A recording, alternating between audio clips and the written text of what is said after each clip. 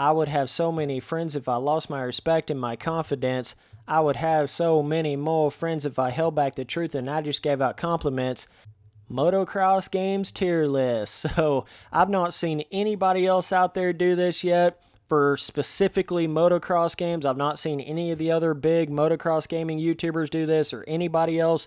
Of course, people has done tier list on pretty much everything else. So it was like, dog, somebody's got to do this, right? And I challenge any of you guys out there to make a better list than me right here. But first of all, obviously there's a couple requirements, right? Like, you at least have to actually have played all of these games on this list before you make a list, right? And not only that, but I could even go further. You at least need to have 1,000 hours into MX Simulator because that's how long it takes to actually really get to know that game, and you at least need to have 100 hours into Reflex and have played it on an Xbox 360 before you really understand that game. So if you haven't done all of that, then do not make a list on motocross games, dog, because you don't understand. You don't get it. You haven't played it enough, right? Do not make a tier list on motocross games at that point. But if you have done all that, then by all means, boys, make a better list than me, right? Like, it's funny how people give their opinions on motocross games and stuff and say I'm too harsh on games or I don't have the right opinion or I don't understand, when in reality, 95% of those people have never even played MX Simulator, which is what I consider the greatest of all time, and another 50% of them haven't really played Reflex like that, right? So it's just like they don't even get it. But anyways, let's get in here, boys. So let's start off with the easy ones, okay? We got MX Simulator, obviously S tier, right? We got MX vs. ATV Reflex, obviously A tier, okay? We've got MXGP Pro, F tier, obviously, right? We've got MX vs. ATV Supercross, F tier, right? Shit is so simple, bro. I can do this like instantaneously. So now it's, you got to kind of think about it a little bit more here. So basically, I just wanted to say, yes, I've obviously left some games out of this list right here, right? There's so many different motocross games out there. I try to just capture the most like somewhat modern day, more popular heavy hitter motocross games, the ones we all really know, not some of the like little knockoff motocross games or anything like that, or not the super, super old games. And I did actually leave out MX Bikes as well, just simply because that game's not really finished yet in a lot of different ways, and it would be kind of unfair to put it on this list. So we just got the heavy hitters here. Basically, a lot of the MX vs. ATV games, the MXGP milestone games and stuff, and then MX Simulator, obviously, right? So those are the easy ones right there. MX Simulator, tippity top of the slope.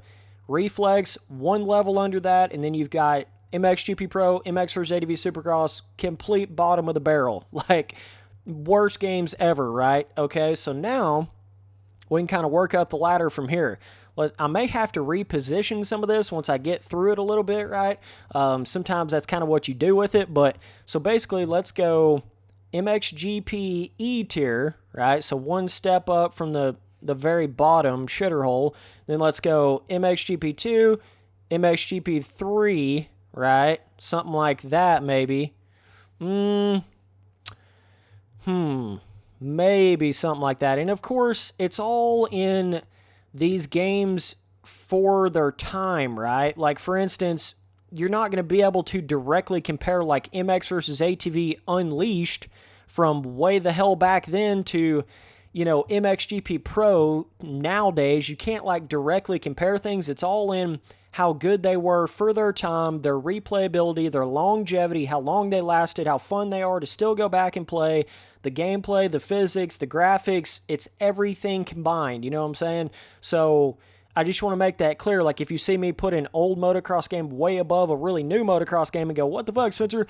That game is so old. It doesn't even have the good whip physics or the graphics of a newer game or whatever. You got to understand it's all for its time, It's like you got to really understand how good that would have been at that certain time. That makes all the difference in the world, you know what I'm saying? So either way, let's see. So, I don't know about that, boys. I would say, let's see. MX versus ATV Alive. Where the hell do we put this? I mean, obviously it's under Reflex and MX Simulator, right? So we go like maybe B tier on that. I'm just going to have to lay this out a little bit and then kind of see where I'm at. MX versus ATV All Out, B tier, right? Official Monster Energy Supercross game.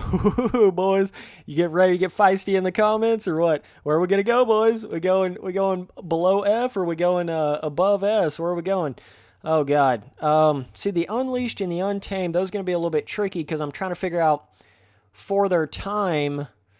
It's just so hard to compare really old games to like 20 years later games, you know? That's really, really hard to...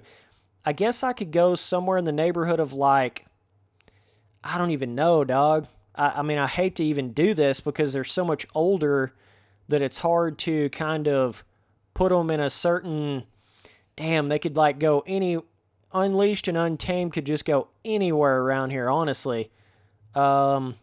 Maybe something like that? Maybe? I don't know. So... I think what I may end up doing here is putting MXGP F tier, MXGP2 E tier, MXGP3 D tier, right? And then, hell, I don't even know if that's going to work, really. Oh, my God.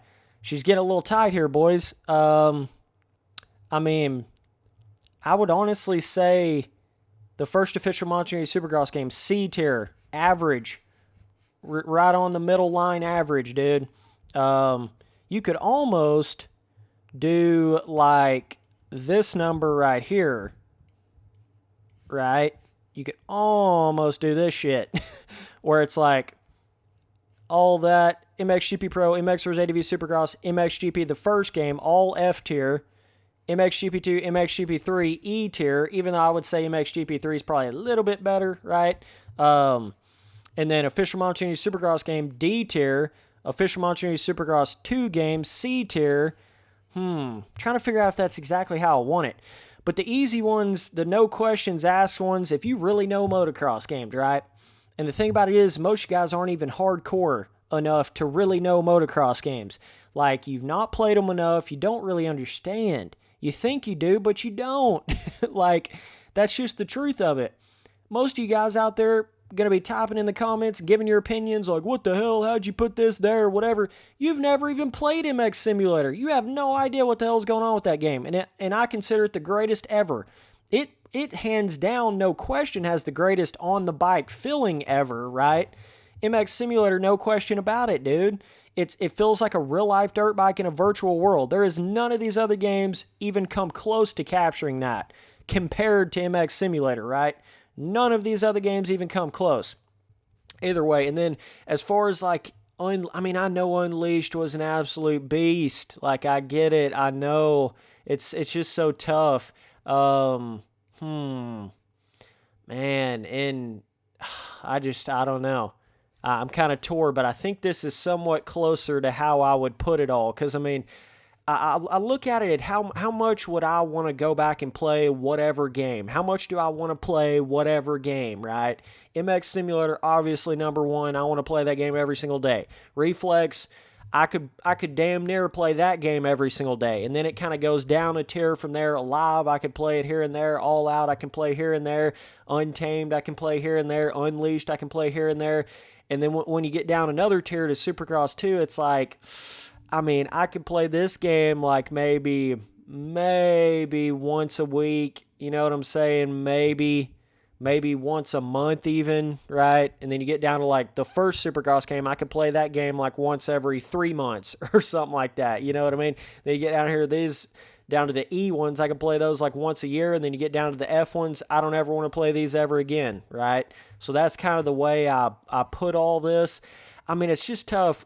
Yo, what the hell am I doing, dudes? I got to change something here. We're putting Supercross 2 and Supercross 1 on the same level, D. MXGP2, MXGP3, and E. I mean, they're so similar, like MXGP2 to 3, and then the first Supercross game to Supercross 2. They're so similar in overall rating that I feel like they can go like that. And then move Alive down, right, and All Out down. See what I'm saying? and then Untamed and Unleashed up here in B tier. This is what makes more sense to me. And I know some people are going to go berserk over that, but I just honestly feel like Untamed and Unleashed are so legendary that how could I not put that ahead of Alive and All Out? You know what I'm saying? How could I not do that? Like, seriously. I know some of you more newer motocross fans may not understand the legacy and how crazy awesome Unleashed and Untamed was for their time, right? But you old school dudes know what the hell I'm talking about. Like, and same thing with Reflex even. You know, some people don't even understand how good Reflex was in that overall scale sense like that. So either way, boys, this is my final list. I took quite a few days to really sit around and think about what I wanted to do here, but this is it. And for its credit, I mean, the first MXGP game, that was Milestone's first real take at a motocross game, so I'm not even really hating on MXGP being an F tier. Like, I don't even hate that game like that. I'm just saying that's in the grand scheme, that's probably really where it belongs when you compare it to these other games. So the thing about Reflex and MX Simulator, like, if I could somehow, I would have a whole nother tier right here that is in between MX Simulator and Reflex and all of these other games, right? Because that's really, like, Reflex and MX Simulator is on a whole nother level that it's not even fair to put something right under Reflex and MX Simulator, in my opinion. You know what I'm saying? Like, they're so far ahead of all these other games. Like, basically, Reflex is the arcade version of MX Simulator in a way, right? Like, what makes MX Simulator and Reflex so much better than all these other games is really it just comes down to this. It's got that literal unlimited replayability feeling to it and that unlimited skill gap to it. You always feel like you can get better. You can really separate yourself from other people. It's got that whole thing that makes you want to come back and play it even 10 years later, right? That's the thing about MX Simulator and Reflex is they have literally lasted a decade plus, dog. Like a decade plus. Don't sit here and tell me about how good these Milestone games are and, you know, the official Supercross game and shit when it can't even last more than 3 months, dude. Don't sit here and tell me that. Like, it really, the proof is in the pudding, guys. I mean, just look at how long these games have lasted, and people still want to go back and play Reflex and MX Simulator all the time. There's still a lot of people that have a lot of fun with Unleashed and Untamed. And Alive is fun to go back and play here and there, and All Out is still kind of fun. It's got a crap load of content to it. But really, like, Reflex and MX Simulator, they're just on another level. I think Reflex is the greatest arcade motocross game of all time, and then MX Simulator is just the greatest motocross game of all time, period. I'm talking like mobile, you know, motocross games, Nintendo 64 motocross game, any kind of motocross game you could possibly imagine. MX Simulator is the absolute GOAT of all of that. So, and not to mention, Reflex and MX Simulator are the only two games that really have like just endless amounts of content to them, whether that be the 10,000 plus custom tracks that have been made for both Reflex and MX Simulator. Literally, you could sit there and ride on a new track every single day for another 10 years and you still haven't rode on every single track in the game. So that fact alone that both of these games have, you know, like really easy to use track editors in them, and a lot of people have made tracks for them. It's built such a huge catalog of content in comparison to, like, even though the official Supercross games have a track editor, it's not like a full-blown PC track editor, not even close, not even 1/10 of the amount of content and stuff you can produce with a full-blown PC track editor, right? And even Unleashed actually got one later on, but it's not quite, it doesn't quite have the community behind it and the amount of people making tracks and stuff like Reflex has and MX Simulator, obviously. But not only that, but all the other, you know, just custom gear. It goes with everything user-created custom stuff in MX Simulator and Reflex. Like, those games just have unlimited everything. Unlimited tracks, unlimited bikes, unlimited, you know, bike graphics and unlimited gear. And, I mean, they're just beyond any other ones of these motocross games, and I don't even see how you can actually disagree with that. I literally don't.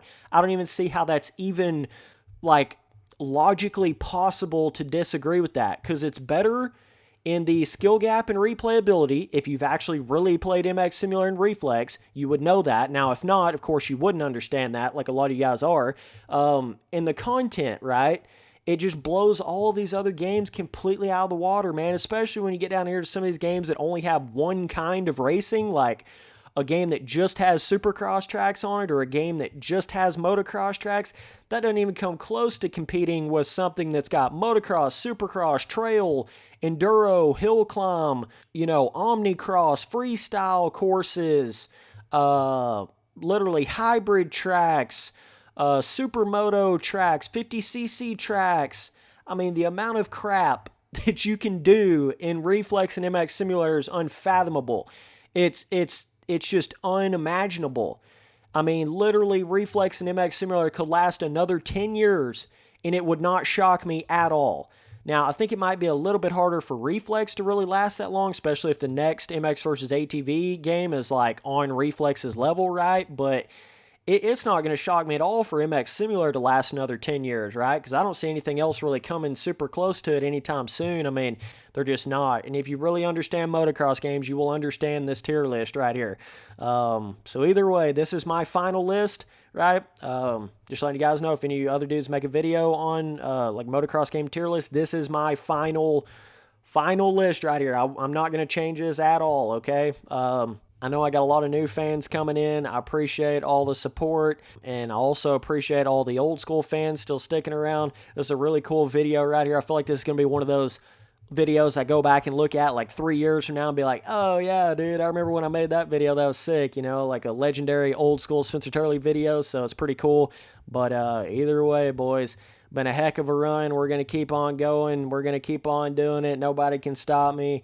I'm going to keep on believing in the dream, man. That's what you got to do. So either way, appreciate you guys watching all the videos. Later, dudes.